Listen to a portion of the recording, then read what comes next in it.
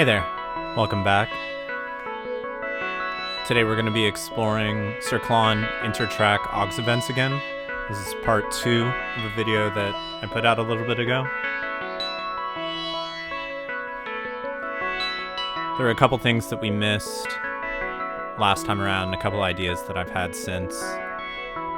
The only thing that I didn't go over, let's turn this down a little bit. The only thing that I didn't go over last time was the transpose by events. To be honest, I played around with it the following day, and now it's been about a month, so we'll truly be figuring it out together a little bit. Right now, I don't actually think I have anything interesting going on in this sequence.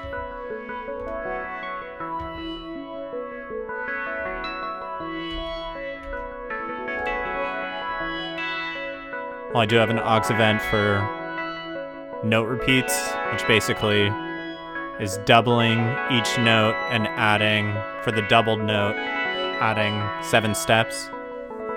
So a 7th above the initial note. I don't have a video on that yet, but maybe by the time you're watching this I will.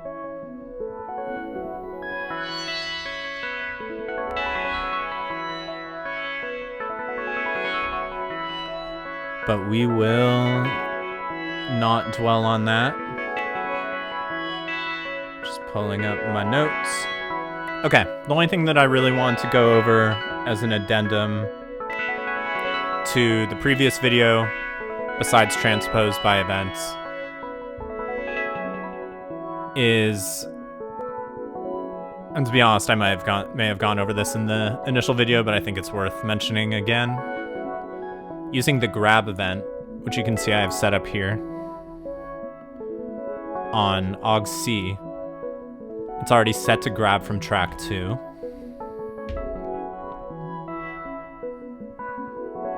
What I think is super interesting to do is change the sequence length of the track that you're grabbing from. So you're kind of, it creates more unpredictability for what notes you're actually grabbing. And I'll give an example of that. So let's see what our track 2 sounds like.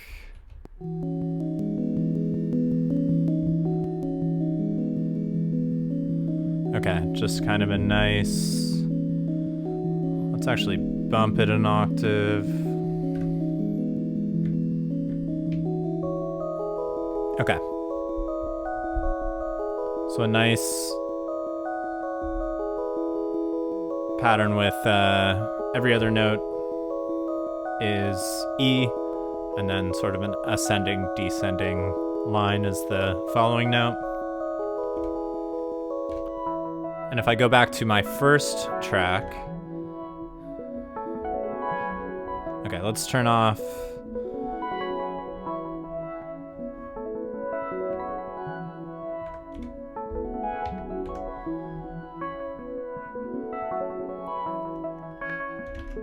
we're going to turn off the repeat event just to make things a little more clear.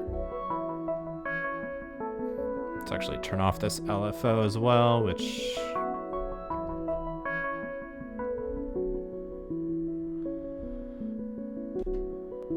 make a slightly more predictable sound.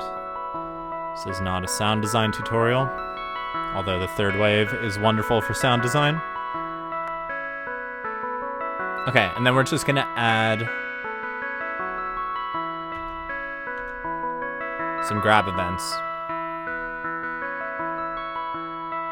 And I guess the other sequence, the other pattern, because like every other note is just an E, this isn't very interesting. So let's do, actually that's a good way to showcase it. So because they're both the same length right now, and again, looking at the note values for the target sequence, as the Cirklon manual calls it, you can see that the values that we're grabbing are all E4. But what we're going to do is change the sequence length. We'll do it to 11.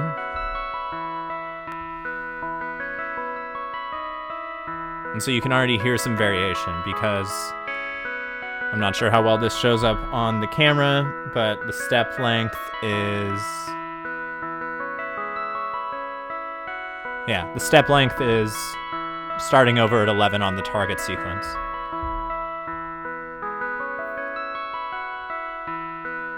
That's all. I think I maybe showed this last time, but you can also just like randomize which step triggers to create some true, what I like to call controlled generative behavior, which, yeah, the Cirklon's really solid at. You can really hone in your generative behavior, which I like a lot.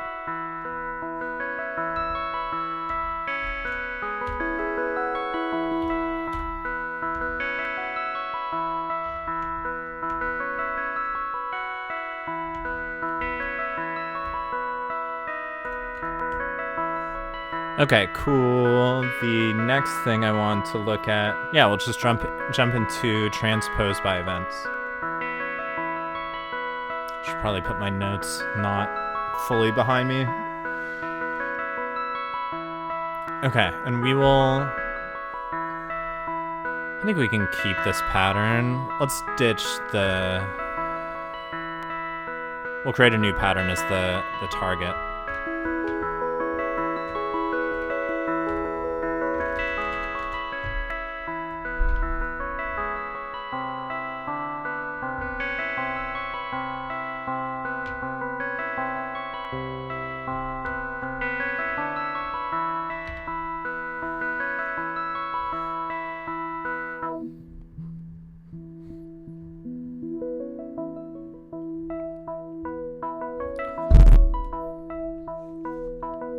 Okay.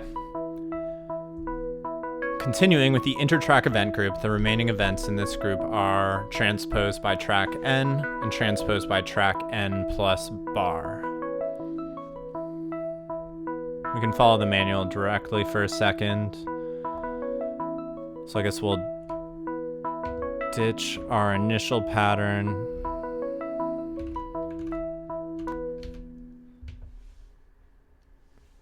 And it just wants us to put C4 for everything.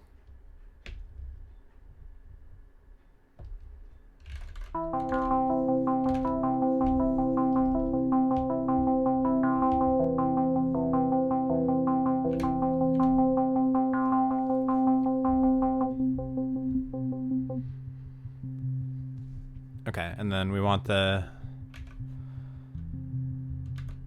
aux enabled on 1, 5, 9, and 13 like we had already. Jumping to the target pattern. Okay, it has an ascending line. I don't think we need to stick too closely with it. What we're gonna do, these are all C4. We're just going to set every note in pattern B to C5.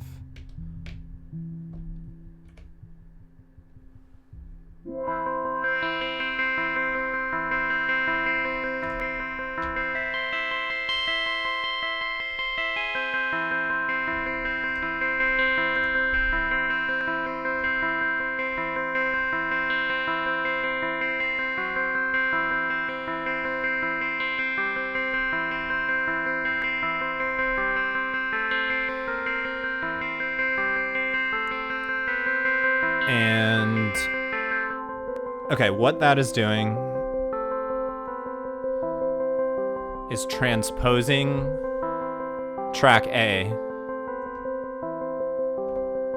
Oh, I was changing the wrong notes. Let's try this again.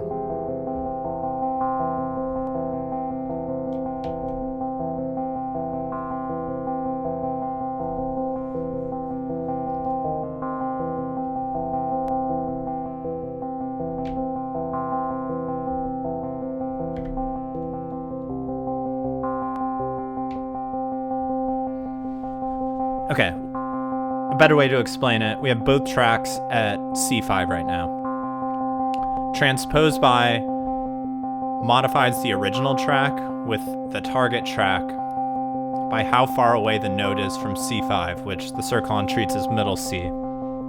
Whether that is middle C or not, I do not know. I always thought it was C3. So we're only doing the aux event on steps 1, 5, 9, and 13. So if we change the first step to C6,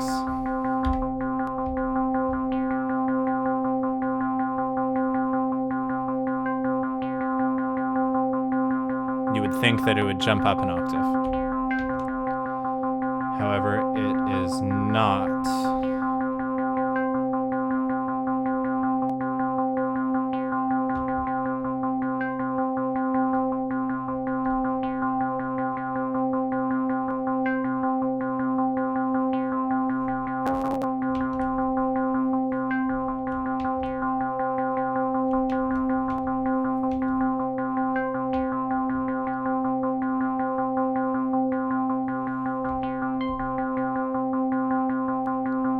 I think it's because we had the last...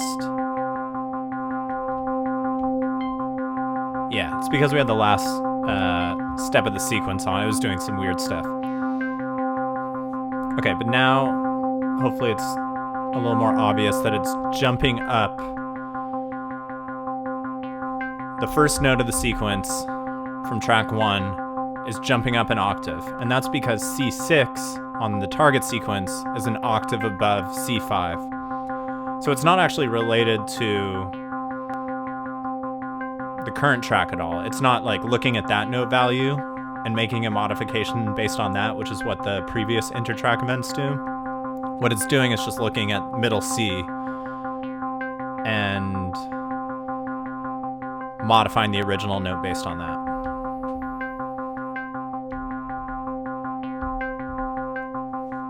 So if we go 2 steps above middle C, you can see that it's only applying, it's taking that 2-note difference and applying that to the original track.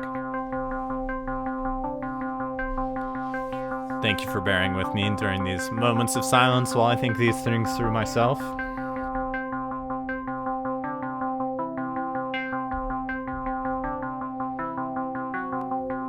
And I think what's interesting about this, I mean, you can do some of the cool tricks that we discussed in the previous video and in this video. So you could, let's actually add a couple more intertrack event, transpose events to the previous one.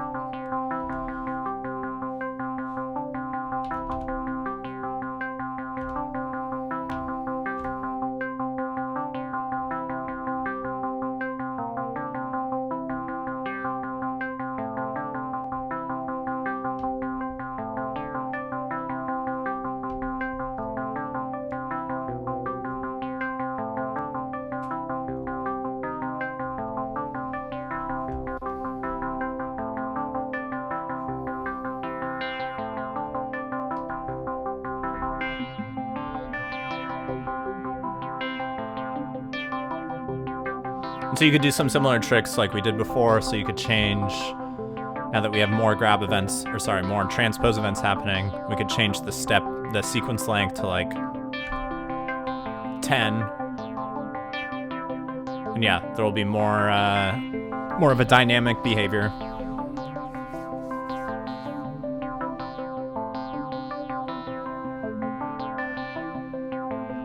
But let's keep it a little more simple right now. You could also change the time base.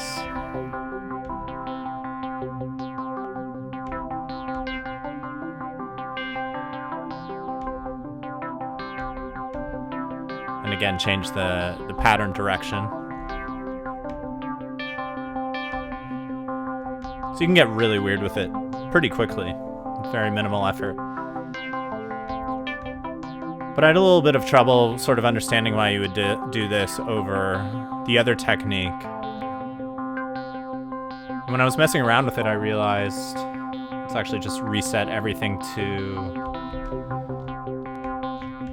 C5, which will be no change. Is this way you can do something that I believe I've done with other sequencers pretty easily. I know that Ableton has a method to do this. You could do like octave transpose.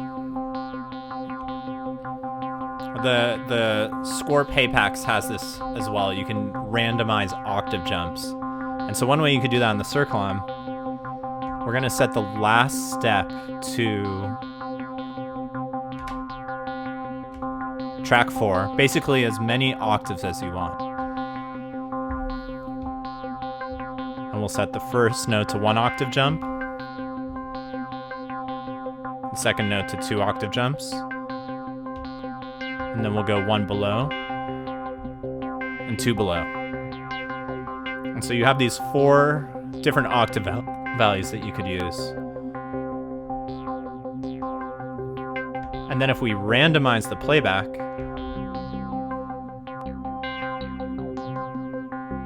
on the notes that you tell to use the transpose by event, you're basically creating a randomized octave jump. Which I think is really cool. And like, you don't have to do octaves.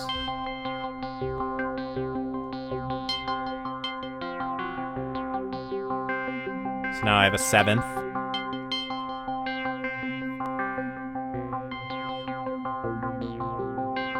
And you can get a lot looser. I don't have a scale set right now.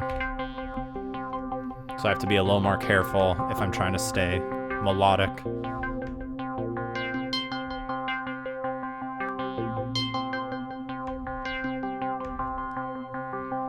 But yeah, I think that's a really, really neat way to use these inter-track events. And then the only other thing I'd like to look at in this video is the plus bar. And I had to dig into this a little bit, and we'll stick to pretty closely with the manual because I forget how transpose by bars work.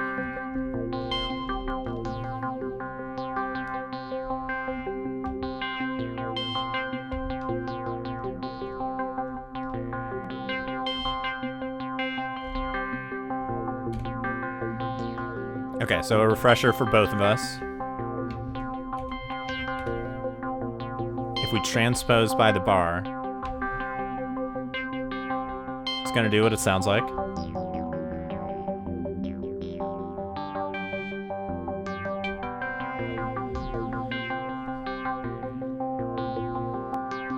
Okay, reading this, the plus bar is there because the note value used from the target track is taken after any bar transpose is applied. And so the transpose would apply to the target track, I think. And so testing that theory.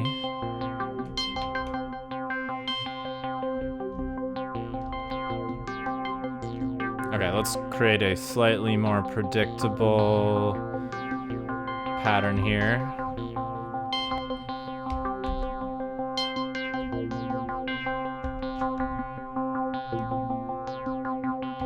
So just going back to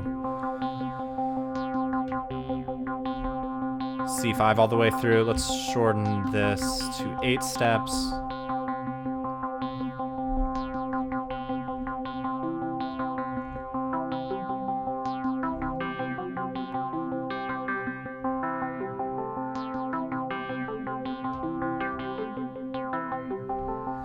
Okay, so we have a nice predictable rising sequence. And I believe if we transpose the bar now, it should not impact that sequence. And that is correct. But if we go back to the current track,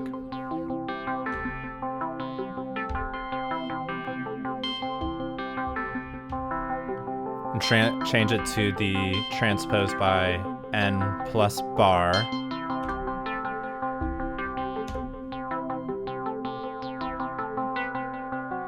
Now we can hear that it's impacted by the transpose. So that's the only distinction between the two. So you could do some wild stuff I'm pretty sure there's a Transpose Aux event, so yeah, let your imagination run wild.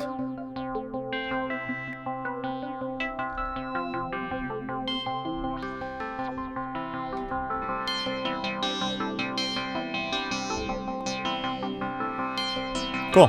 That's all we'll go over today.